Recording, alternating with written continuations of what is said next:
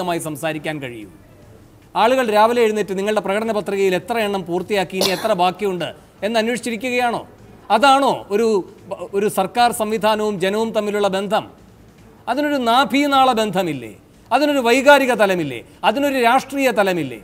പദ്ധതി നിർവഹണത്തിന്റെ തലമായി മാത്രമേ നിങ്ങൾ ഇതിനെ കാണുന്നുള്ളൂ. അതുകൊണ്ടാണ് ഒരു മുഖ്യമന്ത്രി, ഒരു CM, ഒരു CEO ആയി മാറുന്നത്.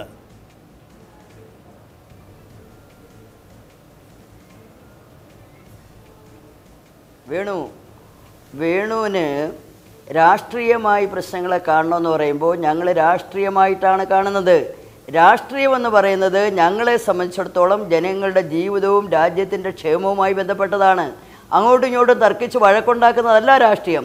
ഈ വേണു വിവക്ഷിക്കുന്ന രാഷ്ട്രീയവും ഇടതുപക്ഷ മുന്നണി വിവക്ഷിക്കുന്ന രാഷ്ട്രീയവും തമ്മിൽ നല്ല വ്യത്യാസമുണ്ട്. രാജ്യത്തെ ജനങ്ങളുടെ ജീവിതം, അവർക്ക് കൊടുത്ത ഉറപ്പുകൾ, അത് പാലിക്കുന്നതിൽ എന്ത് ചെയ്തു എന്നതാണ് രാഷ്ട്രീയം. അതാണ് പ്രധാനപ്പെട്ട രാഷ്ട്രീയം. ആ രാഷ്ട്രീയമാണ് ഞങ്ങൾ ഈ ഒരു വർഷം കൈകാര്യം ചെയ്തുകൊണ്ടിരുന്നത്. അത് നിങ്ങൾക്കതല്ല നിസ്സാരം. ജനങ്ങളുടെ ജീവിത പ്രശ്നങ്ങൾക്ക് പരിഹാരം കണ്ടു എന്ന് പറഞ്ഞാൽ അത് നിസ്സാരം. പശ്ചാത്തല സൗകര്യത്തിൻ്റെ കാര്യത്തിൽ ഞങ്ങൾ ഹൈവേയുടെ 4 വരിപ്പാത എന്നത് 6 വരിപ്പാതയാക്കും. വർഷങ്ങൾ മുടങ്ങിക്കിടക്കുന്ന ജലപാത പൂർത്തീകരിക്കും എന്ന് പറഞ്ഞാൽ അത് CEO പറയേണ്ട പണിയാണ്, മുഖ്യമന്ത്രി പറയേണ്ട പണിയല്ല. പിന്നെ മുഖ്യമന്ത്രിയുടെ പണി എന്താണ്? കേരളത്തിൻ്റെ വർഷങ്ങളായി മുടങ്ങിക്കിടക്കുന്ന പശ്ചാത്തല സൗകര്യത്തിൽ ഞങ്ങൾ ശരിയായ ദിശയിലേക്ക് കാര്യങ്ങളെ നയിച്ചു തുടങ്ങി എന്ന് മുഖ്യമന്ത്രി പറഞ്ഞാൽ അത് CEO പറയേണ്ട കാര്യമായി മാറുന്നത് എങ്ങനെയാണ്? മുഖ്യമന്ത്രി പറഞ്ഞത് കേരളത്തിൻ്റെ രാഷ്ട്രീയമാണ്. ജനജീവിതത്തെ ഇന്ന് യാത്രയിൽ ബുദ്ധിമുട്ടുകയാണ്, മണിക്കൂറുകൾ റോഡിൽ പാഴാക്കിയാണ് മനുഷ്യജീവൻ. അപ്പോൾ മെച്ചപ്പെട്ട പശ്ചാത്തല സൗകര്യം എന്നത് കേരളത്തിലെ ജനങ്ങളുടെ സുപ്രധാന രാഷ്ട്രീയമാണത്. അതൊന്നും രാഷ്ട്രീയമല്ല, അതെല്ലാം വിരസമാണ്. പിന്നെ രാഷ്ട്രീയമെന്ന് പറഞ്ഞാൽ മറ്റേതാണെന്നൊക്കെ വേണു വിവക്ഷിക്കാൻ പോയാൽ കഷ്ടമെന്നേ എനിക്ക് പറയേണ്ടു. രാഷ്ട്രീയമെന്ന് പറയുന്നത് നാടിൻ്റെ വികസനവും ജനങ്ങളുടെ ജീവിതവുമാണ് വേണു. അതാണ് ഞങ്ങൾ കൈകാര്യം ചെയ്യുന്നത്, അതാണ് ഞങ്ങൾ നടപ്പിലാക്കുന്നത്. ശ്രീ രമേശ് ഇവിടെ പറഞ്ഞു ഇതെല്ലാം കേന്ദ്രാവിഷ്കൃത പദ്ധതിയാണ് നടപ്പിലാക്കിയത്. എന്തേ രമേശിൻ്റെ പാർട്ടി ഭരിക്കുന്ന സംസ്ഥാനങ്ങളിലൊന്നും ഈ കേന്ദ്രാവിഷ്കൃതം പ്രയോഗത്തിൽ വരാത്തത്? നിങ്ങളുടെ പ്രധാനമന്ത്രി തുടർച്ചയായി പറയല്ലേ ശുചിത്വ ഭാരതത്തെക്കുറിച്ച്? എന്തേ ഏതെങ്കിലും ഒരു സ്റ്റേറ്റ് സമ്പൂർണ്ണ ODM സ്റ്റേറ്റ് ആകുന്നില്ല? എന്തേ ഏതെങ്കിലും ഒരു സ്റ്റേറ്റ് സമ്പൂർണ്ണ വൈദ്യുതീകരണത്തിലാകുന്നില്ല? ഞാനിപ്പോൾ കേന്ദ്രാവിഷ്കൃത പദ്ധതിയെക്കുറിച്ച് പറയാം. എൻ്റെ വകുപ്പുമായി ബന്ധപ്പെട്ട് എല്ലാ വകുപ്പിനെയും കുറിച്ച് ഞാൻ പറയാൻ ഇപ്പോൾ ഉദ്ദേശിക്കുന്നില്ല. എനിക്കറിയാത്തത് കൊണ്ടല്ല, സമയപരിമിതി കൊണ്ട്.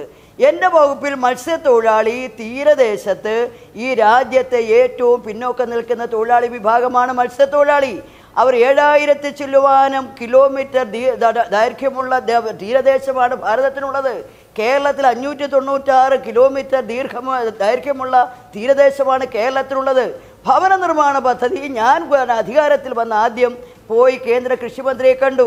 അതിൻ്റെ 900 രൂപയിൽ നിന്ന് ഞങ്ങളുടെ കോൺട്രിബ്യൂഷൻ 1500 രൂപയാക്കി അദ്ദേഹം ഉയർത്തുമെന്ന് പറഞ്ഞു. എനിക്ക് ഏറെ സന്തോഷം തോന്നി. ഉയർത്തും, അത് കിട്ടുമല്ലോ എന്നൊക്കെ കരുതി. ഇപ്പോൾ ഈ കഴിഞ്ഞ വർഷം ആകെ അവർ അലോട്ട് ചെയ്തത് 800 വീടുകളുടെ 1500 രൂപ വെച്ച് ഞങ്ങൾക്ക് തരാമെന്ന് സമ്മതിച്ചു. ഇപ്പോൾ ഞങ്ങൾക്ക് കിട്ടിയത് കേവലം 196 വീടുകളുടെ 1500 രൂപ വെച്ച്. ബാക്കി തന്നില്ല. ഞങ്ങൾ ഈ വർഷം പൂർത്തീകരിച്ചത് 3500 ചില്ലുവാനം വീടുകളാണ് കഴിഞ്ഞ വർഷം കൊടുത്തത്. 3500 ചില്ലുവാനം വീടുകളിൽ 196 വീട് മാത്രമാണ് കേന്ദ്രാവിഷ്കൃത പദ്ധതി.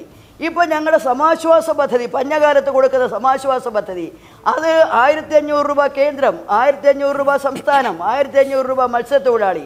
അങ്ങനെയാണ് 4500 ഇപ്പം ഞങ്ങൾ ഉയർത്തി.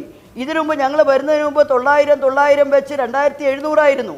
ഇപ്പോൾ 1500 വെച്ച് 4500 കേന്ദ്ര ഗവൺമെൻറ് സമാശ്വാസ പദ്ധതിയുടെ ഒരു പൈസ തന്നിട്ടില്ല ഇതുവരെ. അക്കാരണത്താൽ ഞങ്ങൾ പൈസ കൊടുക്കാതിരിക്കുകയാണോ? ഇപ്പം ഞങ്ങൾ 1500 രൂപ ഇപ്പോൾ കൊടുത്തു കഴിഞ്ഞു. ഇനി അടുത്ത ഗഡു കൊടുക്കാൻ പോവുകയാണ്. കേന്ദ്ര ഗവൺമെൻറ് ഒരു പൈസ തന്നില്ല. ഈ വർഷം മാത്രമല്ല, കഴിഞ്ഞ വർഷത്തതും ഡ്യൂസ്, അതിൻ്റെ അങ്ങേ വർഷത്തതും ഡ്യൂസ്. ഇപ്പോൾ പറഞ്ഞല്ലോ തൊഴിലുറപ്പിൽ 6000 ചില്ലുവാനും കോടി രൂപ. അത് PT തോമസ് പറയുന്ന ഞങ്ങളുടെ ഒരു കഴിവുകേട് യൂട്ടിലൈസേഷൻ സർട്ടിഫിക്കറ്റ് കൊടുക്കാത്തതെന്നാണ്. എൻ്റെ PC-ക്ക് അറിയാമല്ലോ, അല്ല വീട്ടിലേക്ക് അറിയാമല്ലോ ഈ കാര്യം.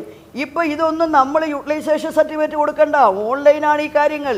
അതാത് പഞ്ചായത്ത് ചെയ്യുന്ന വർക്കുകൾ അവിടെ ഓൺലൈനിൽ റിപ്പോർട്ട് ചെയ്താൽ കേന്ദ്രത്തിന് അപ്പം കിട്ടുകയാണ്. അവർ പണം സംസ്ഥാന ഗവൺമെൻറ്റിനല്ല കൊടുക്കുന്നത്, നേരിട്ട് ബാങ്കിലേക്കാണ് കൊടുക്കുന്നത്. UC-യുടെ പ്രശ്നം ഇവിടെയില്ല. സംസ്ഥാന ഗവൺമെൻറ്റിന് ആ പൈസ തരാത്തത് എന്തുകൊണ്ടാണെന്ന് ഞങ്ങൾക്ക് മനസ്സിലാകാത്തതുകൊണ്ട് ഞങ്ങളിപ്പോൾ പറഞ്ഞു തൊഴിലാളിക്ക് വേണേൽ ഞങ്ങൾ കാശ് കൊടുക്കാം, നിങ്ങൾ റീംബേഴ്സ് ചെയ്താൽ തന്നാൽ മതി. ആ ഉറപ്പ് അവരുടെ തരണം. ആ തരത്തിലേക്ക് ഞങ്ങളിപ്പോൾ നിലപാട് നിൽക്കുകയാണ്. ഇപ്പോൾ നമ്മൾ ഹാർബർ നേരത്തെ ഉണ്ടായിരുന്നത് 80% കേന്ദ്രം, പിന്നെ സംസ്ഥാനത്തിന് 20 വേണ്ടിയിരുന്നുള്ളൂ. ഇപ്പോൾ അത് 60% സംസ്ഥാനവും 40% കേന്ദ്രവുമായി വെട്ടിക്കുറച്ചു. ഇപ്പോൾ കഴിഞ്ഞ പ്രാവശ്യം ഞാൻ പോയി കേന്ദ്രമന്ത്രിയെ കണ്ടപ്പോൾ പറഞ്ഞു, സംസ്ഥാനത്തെ കേന്ദ്രത്തിന് വിഹിതമൊന്നും തരാൻ ഇനി ഹാർബറിന് കഴിയില്ല, ഞങ്ങൾ സാഗർമാല എന്നൊക്കെ പറയുന്നുണ്ട്, പക്ഷേ നിങ്ങൾക്ക് ലോൺ എടുക്കാൻ നബാർഡിൽ നിന്ന്, സാമ്പത്തിക സ്ഥാപനത്തിൽ നിന്ന് ലോൺ എടുത്ത് ചെയ്യണം എന്നാണ് ഇപ്പോൾ ഞങ്ങളോട് പറഞ്ഞിരിക്കുന്നത്. അപ്പോൾ ഈ കേന്ദ്രാവിഷ്കൃതം എന്ന് പറയുന്നതിൽ പലതും നിലനിന്നിരുന്ന പഴയ പാറ്റേണിനെ അവർ മാറ്റിമറിക്കുകയാണ്. എന്നിട്ട് അതിന്റെ വിഹിതം പൂർണ്ണമായി തരാതിരിക്കുകയാണ്. ഞാൻ ഇടപെടുകയാണ് മിനിസ്റ്റർ. ഞാൻ എം ടി രമേശിലേക്ക് പോകുന്നു. ശ്രീ എം ടി രമേശ്, ഇതുപോലെ ഒരു വികസന കാഴ്ചപ്പാടാണ് ദേശീയ തലത്തിൽ നിങ്ങളും പ്രചരിപ്പിക്കുന്നത്. എന്ന് വെച്ചാൽ വികസനം, അതിപ്പോ ഹൈവേ ഒരു ദിവസം ഇത്ര കിലോമീറ്റർ വീതം ഞങ്ങൾ വികസിപ്പിക്കുന്നു. മറ്റു വരാം മിനിസ്റ്റർ, വരാം. ഒരു കാര്യം കൂടെ പറഞ്ഞോട്ടെ. ശരി.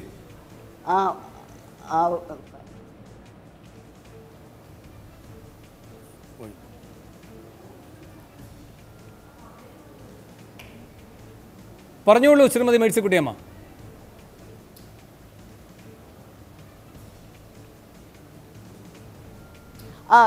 ഒരു കാര്യം കൂടെ പറയുന്നത്, തൊഴിലാളികളുടെ പ്രശ്നം. തൊഴിലാളികളെ സംബന്ധിച്ചിടത്തോളം കേരളത്തിൽ കശുവണ്ടി തൊഴിലാളിയെക്കുറിച്ചാണ് എനിക്ക് ഏറെ കൺസേൺ ഉള്ളത്. എല്ലാ തൊഴിലാളിയെക്കുറിച്ച് കൺസേൺ ഉണ്ട്. കശുവണ്ടി തൊഴിലാളി ഇന്ന് അനുഭവിക്കുന്ന പ്രശ്നം എന്തെന്ന് വെച്ചാൽ, കേന്ദ്ര ഗവൺമെൻറ് ഇപ്പോൾ 2 വർഷം തുടർച്ചയായി 200 ദിവസം അറ്റൻഡൻസ് ഉണ്ടെങ്കിൽ മാത്രമേ ESAയുടെ സൂപ്പർ സ്പെഷ്യാലിറ്റി ട്രീറ്റ്മെൻ്റ് ഉള്ളൂ എന്ന് ESAയിൽ ഭേദഗതി വരുത്തിയിരിക്കുകയാണ്. തൊഴിലാളികൾക്ക് PFൻ്റെ കാര്യത്തിൽ 10 വർഷം സർവീസ് ഉള്ളവർക്ക് പെൻഷൻ കിട്ടുന്നതാണ് ഇന്ന് നിലവിലുള്ള PF നിയമം. ഇപ്പോൾ കേന്ദ്രം നടത്തിയ ഭേദഗതി മൂലം 10 വർഷമല്ല 3650 ദിവസം അറ്റൻഡൻസ് ഉണ്ടെങ്കിൽ മാത്രമേ തൊഴിലാളികൾക്ക് PF ആനുകൂല്യം കിട്ടുമെന്ന് ഭേദഗതി വരുത്തിയിരിക്കുകയാണ്. ഇപ്പോൾ 3650 ദിവസം തൊഴിൽ കിട്ടണമെങ്കിൽ 30 വർഷത്തിൽ കൂടുതൽ കശുവണ്ടി തൊഴിലാളി പണിയെടുത്താലും കിട്ടൂല. അപ്പോൾ രാജ്യത്ത് ഇന്ന് വരെ തൊഴിലാളികൾ അനുഭവിച്ചിരുന്ന ആനുകൂല്യങ്ങൾ ഒന്നൊന്നായി കേന്ദ്ര ഗവൺമെൻറ് വെട്ടിക്കുറയ്ക്കുകയാണ്. അവർ പാവപ്പെട്ടവരോട് അങ്ങേയറ്റം അനീതിയാണ് പറയുന്നത്. തൊഴിലാളികൾ, കൃഷിക്കാർ, രോഗികൾ അവരോടുള്ള പ്രശ്നങ്ങളിൽ നിന്ന് മുഖം തിരിച്ചു നിൽക്കുകയും. ഒന്ന് വേണോ, കേന്ദ്ര ഗവൺമെന്റിനെ കുറിച്ചുള്ള കാര്യങ്ങൾക്ക് ഞാൻ വരുന്നതിന് മുമ്പ് ബഹുമാനപ്പെട്ട മന്ത്രി ഇവിടെ പറഞ്ഞത്, പ്രകടന പത്രികയിൽ പറയുന്ന കാര്യങ്ങൾ ഞങ്ങൾ പാലിച്ചു, അതാണ് ഒരു ഗവൺമെന്റിന്റെ ബാധ്യത. ശരി, ഞാൻ ആ വാദത്തിൽ സമ്മതിക്കുന്നു. എനിക്ക് മന്ത്രിയോട് ചോദിക്കാനുള്ളത്, നിങ്ങളുടെ പ്രകടന പത്രികയിലെ ഏറ്റവും പ്രധാനപ്പെട്ട വാഗ്ദാനം എന്തായിരുന്നു? പ്രകടന പത്രിക പ്രസിദ്ധീകരിച്ച ദിവസത്തെ ദേശാഭിമാനി പത്രത്തെ 1ാമത്തെ പേജ് മന്ത്രി ഒരാവർത്തി കൂടെ ഒന്ന് വായിക്കണം. നിങ്ങൾ 1ാമത്തെ പേജിൽ തലവാചകമായി കൊടുത്തത്, വലിയ അക്ഷരത്തിൽ കൊടുത്തത്, 5 കൊല്ലക്കാലത്തേക്ക് ഇനി വില കൂട്ടില്ല. മന്ത്രിക്ക് നെഞ്ചത്ത് കൈവച്ച് പറയാൻ സാധിക്കുമോ പാലിക്കാൻ സാധിച്ചു എന്ന്? നിങ്ങൾ അധികാരത്തിൽ വന്നതിന് ശേഷം എന്തിൻ്റെ എല്ലാം വില കൂട്ടി? ഏറ്റവും ഒടുവിൽ ഇലക്ട്രിസിറ്റി ചാർജ് അടക്കം നിങ്ങൾ കൂട്ടിയില്ലേ? അവശ്യ സാധന വസ്തുക്കളുടെ വില ഓരോ ദിവസവും കൂടിയില്ലേ? സ്വാഭാവികമായിട്ടും പൊതുമാർക്കറ്റിൽ വില കൂടുമ്പോൾ ഗവൺമെന്റുകൾ ചെയ്യുക, പൊതുമാർക്കറ്റിൽ വില കൂടുമ്പോൾ ഗവൺമെന്റ് ചെയ്യുക നിങ്ങളുടെ സംവിധാനത്തിലൂടെ കൊടുക്കേണ്ടതാണ്. അങ്ങനെ കൊടുക്കുന്നതല്ലേ റേഷൻ കട? എന്താണ് റേഷൻ കടയിൽ അരി കൊടുക്കാത്തത്? ആര് പറഞ്ഞു കൂട്ടിയില്ല എന്ന്? നിങ്ങൾ പാലിന് വില കൂട്ടിയില്ലേ? നിങ്ങൾ പച്ചക്കറിക്ക് വില കൂട്ടിയില്ലേ? നിങ്ങൾ അരിക്ക് വില കൂട്ടിയില്ലേ? നിങ്ങൾ ഇലക്ട്രിസിറ്റി ചാർജ് കൂട്ടിയില്ലേ? മറന്നുപോയോ നിങ്ങളോട്? മാത്രമല്ല, നിങ്ങൾ റേഷൻ കടയുടെ കാര്യം പറഞ്ഞു. ആരാണ് റേഷൻ പ്രതിസന്ധിക്ക് ഉത്തരവാദി? മന്ത്രി മറുപടി പറയണം. കഴിഞ്ഞ 1 കൊല്ലക്കാലമായി കേരളത്തിലെ റേഷൻ കടകൾ അരിയെത്താത്ത ഉത്തരവാദിത്തമാരാ. ഇതാ കഴിഞ്ഞ ദിവസമാണ് മാതൃഭൂമി പത്രം റിപ്പോർട്ട് ചെയ്തത്. നിങ്ങൾ ജൂൺ മാസത്തേക്ക് കൊടുക്കേണ്ട റേഷൻ വിഹിതം ഇപ്പോഴും ഗോഡൌണിൽ കെട്ടിക്കിടക്കുകയാണ്. ഇപ്പോഴും കെട്ടിക്കിടക്കുകയാണ്. എന്താണ് നിങ്ങൾ FCI ഗോഡൌണിൽ കേന്ദ്ര ഗവൺമെന്റ് എത്തിച്ചിട്ടുള്ള അരി റേഷൻ കടയിലേക്ക് എത്തിക്കാൻ നിങ്ങൾക്ക് എന്താണ് തടസ്സം? അധികാരത്തിൽ വന്ന് 1 വർഷം കഴിഞ്ഞു. മുൻഗണനാ പട്ടിക കൊടുക്കാൻ നിങ്ങൾക്ക് എന്താണ് തടസ്സം? നിങ്ങൾ തട്ടിക്കൂട്ടൊരു മുൻഗണനാ പട്ടിക ഉണ്ടായി. 6 ലക്ഷം പട്ടികജാതി വിഭാഗക്കാർ ആ പട്ടികയുടെ വെളിയിൽ പോയി. ആരാ ഉത്തരവാദികൾ? കേരളത്തിൽ 1 കൊല്ലം പ്രായമായിട്ടും 1 വർഷമായിട്ടും ഒരു മുൻഗണനാ ലിസ്റ്റ് പോലും തയ്യാറാക്കി റേഷൻ കടയിലേക്ക് സാധനം എത്തിക്കാൻ സാധിക്കാത്ത നിങ്ങളാണോ പ്രകടന പത്രികയെക്കുറിച്ച് വീരവാദം പറയുന്നത്? 2ാമത്തെ കാര്യം ഒന്നുകൂടി ഞാൻ പറയാം. ഒരു ഭരണകൂടത്തിനൊരു ഭാഷയുണ്ട്. ആ ഭരണകൂടത്തിന്റെ ഭാഷ ജനസൗഹൃദമായിരിക്കണം. നിങ്ങളെക്കുറിച്ചുള്ള പ്രധാനപ്പെട്ട പരാതി എന്താ? നിങ്ങളുടെ ഭാഷ അധികാര പ്രമത്തയുടെ ഭാഷയാണ്. നിങ്ങളുടെ ഭാഷ മുതലാളിമാരുടെ ഭാഷയാണ്. ഞാനല്ല പറഞ്ഞത്, എന്റെ പ്രിയപ്പെട്ട സുഹൃത്ത് പ്രസാദിന്റെ പാർട്ടി സെക്രട്ടറിയാണ് പറഞ്ഞത്. നിങ്ങളുടെ മുഖ്യമന്ത്രിക്ക് ഭാഷ അത് മുതലാളിയുടെ ഭാഷയാണ്. അതാണ് പ്രശ്നം. ഇനി കേന്ദ്ര ഗവൺമെന്റിനെ കുറിച്ച് പറഞ്ഞ പരാതിയെ കുറിച്ച് ഞാൻ പറയാം. കേന്ദ്ര ഗവൺമെന്റ് ഒന്നും തരുന്നില്ല. ഞാൻ ചോദിക്കട്ടെ, കേരളത്തിൽ അമൃത നഗരത്തിന് വേണ്ടി നീക്കിവെച്ച പണമുണ്ട്. നിങ്ങൾ എത്ര ചെലവാക്കി പറ? നിങ്ങളുടെ ഗവൺമെന്റ് എത്ര ശതമാനം പണം ചെലവഴിച്ചു? 3500 കോടി രൂപ കേരളത്തിലെ ദേശീയപാത വികസനത്തിന് വേണ്ടി തന്നു. കേരളത്തിന് എത്ര പണം നിങ്ങൾ ചെലവഴിച്ചു പറയണം. തൊഴിലുറപ്പ് പദ്ധതിയെ കുറിച്ചല്ലേ പറഞ്ഞത്? ഈ സംസ്ഥാന ഗവൺമെന്റിന് കേന്ദ്ര ഗവൺമെന്റ് കത്തയച്ചല്ലോ, നിങ്ങൾ 2 സർട്ടിഫിക്കറ്റ് ഹാജരാക്കിയാൽ മാത്രമേ പണം തരാൻ സാധിക്കൂ. കേരളത്തിന് മാത്രമല്ല, എല്ലാ സംസ്ഥാനങ്ങൾക്കും കത്തയച്ചു. കാരണം ഗവൺമെന്റ് നിയമപ്രകാരം മാത്രമേ പ്രവർത്തിക്കാൻ സാധിക്കുള്ളൂ. അതുകൊണ്ട് 2 റിപ്പോർട്ടുകൾ, ഒന്ന് ഇതിന്റെ ഇംപ്ലിമെന്ററി റിപ്പോർട്ട് സംസ്ഥാന ഗവൺമെന്റ് കൊടുക്കണം, രണ്ടാമത് ഈ പ്രവർത്തനത്തിന്റെ പെർഫോമൻസ് റിപ്പോർട്ട് നിങ്ങൾ കൊടുക്കണം. ഇത് കൊടുക്കാൻ നിങ്ങൾക്ക് ബാധ്യതയുണ്ട്. അത് കൊടുക്കാത്തതിന്റെ പേരിൽ എല്ലാ സംസ്ഥാനങ്ങളും പണം കൊടുത്തില്ല. ഇതാ നമ്മുടെ തൊട്ടടുത്തുള്ള തമിഴ്നാട് ഈ റിപ്പോർട്ട് കൊടുത്തു. ഞാൻ മനസ്സിലാക്കുന്നത് തമിഴ്നാടിന് ആവശ്യമായ എല്ലാ പണവും കൊടുക്കാൻ തയ്യാറായി. നിങ്ങളെ ആവശ്യമായ റിപ്പോർട്ട് കൊടുക്കാതെ, കണക്ക് കൊടുക്കാതെ പണം കിട്ടണമെന്ന് പറഞ്ഞാൽ അതെങ്ങനെ സാധിക്കുക? നിങ്ങൾക്ക് ആ റിപ്പോർട്ട് കൊടുക്കാമല്ലോ. ഞാൻ മേഴ്സിക്കുട്ടിയമ്മയുടെ പാർട്ടിയുടെ കൂടെ ഗവൺമെന്റ് കൂടെ നിൽക്കാം. നിങ്ങൾ ഈ റിപ്പോർട്ട് കൊടുത്തിട്ട് പണം കേരളത്തിന് കിട്ടുന്നില്ല എങ്കിൽ നമുക്ക് ഒരുമിച്ച് പറയാം. കൊടുക്കേണ്ട കാര്യം കൊടുക്കണം. മറ്റു അതിഥികളിലേക്ക് കൂടി വരാം പ്രതികരണത്തിന്. അതിനു മുൻപായി എനിക്കൊരു ഇടവേളയിലേക്ക് പോകണം. ഇടവേള.